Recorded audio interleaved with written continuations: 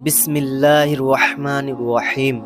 আসসালামু আলাইকুম প্রিয় ভাই বোনেরা, সমস্ত প্রশংসা আল্লাহ রাব্বুল আলামিনের জন্য, যিনি আমাদের জীবন দিয়েছেন, ঈমান দিয়েছেন আর কুরআনের মতো নিয়ামত দান করেছেন।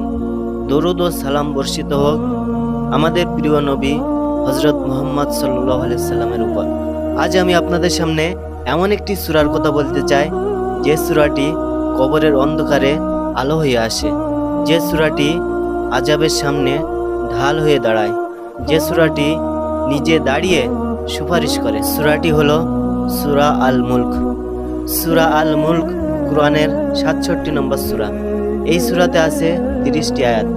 এই সূরা শুরুতেই আল্লাহ রাব্বুল আলামিন বলেন, বিসমিল্লাহির রহমানির রহিম, তাবারাকাল্লাযী বিয়াদিহিল মুলক, অর্থাৎ পরম বরকতময় তিনি, যার হাতেই রাজিত্ব।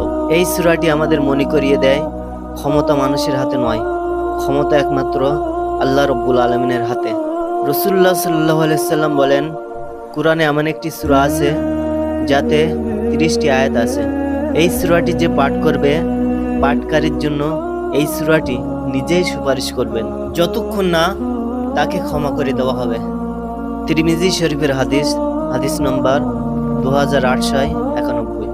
সাহাবারা জিজ্ঞেস করেছিলেন, ইয়া রাসূলুল্লাহ সাল্লাল্লাহু আলাইহি সাল্লাম, এই সূরাটি কোনটি?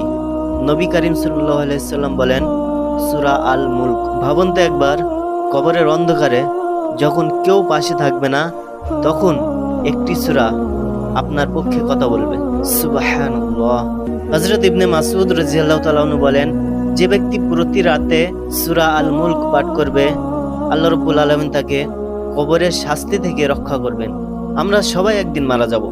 কেউ টাকা নিয়ে যাবে না, কেউ ক্ষমতা নিয়ে যাবে না, শুধু যাবে আপনার নেক আমল। আর সেই আমলের মধ্যে সূরা আল মুলক হতে পারে আপনার সবচেয়ে বড় নিরাপত্তা। হযরত জাবির রাদিয়াল্লাহু তাআলা আনহু বলেন, রাসূলুল্লাহ সাল্লাল্লাহু আলাইহি সাল্লাম কখনোই সূরা আল মুলক, সূরা আস-সাজদা না পড়ে ঘুমাতেন না। তিরমিজি শরীফের হাদিস, হাদিস নম্বর 3404। যে আমলটি নবী করিম সাল্লাল্লাহু আলাইহি সাল্লাম প্রতিদিন নিয়মিত করতেন, সে আমলটি আমরা করতে অবহেলা করি। সেই আমলটি আমরা কি করতে পারি না?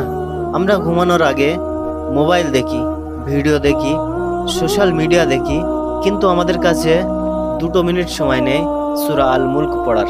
আজ মানুষ ভয় পায় ভবিষ্যৎ নিয়ে, রিজিক নিয়ে, মৃত্যু নিয়ে, কিন্তু সূরা আল মুলক আমাদের শেখায় মৃত্যু আল্লাহ রাব্বুল আলামিনের হাতে, জীবন আল্লাহ রাব্বুল আলামিনের হাতে, রিজিকও আল্লাহ রাব্বুল আলামিনের হাতে। এই সূরাটি আমাদের ঈমানকে মজবুত করে, গুনাহ থেকে দূরে রাখে, আখিরাতের কথা মনে করিয়ে দেয়। আজ থেকে নিয়ত করুন, প্রতিদিন ঈশার নামাজের পর অথবা ঘুমানোর আগে সূরা আল মুলক পড়ব। নিজে পড়ুন, পরিবারকে শেখান, সন্তানকে শেখান। হতে পারে এই একটি সূরাই আপনার নাজাতের কারণ হয়ে যাবে ইনশাআল্লাহ।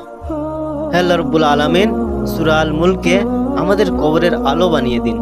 যেদিন কবরে নামানো হবে, সেদিন এই সূরাটিকে আমাদের রক্ষাকারী বানিয়ে দিন। আমিন।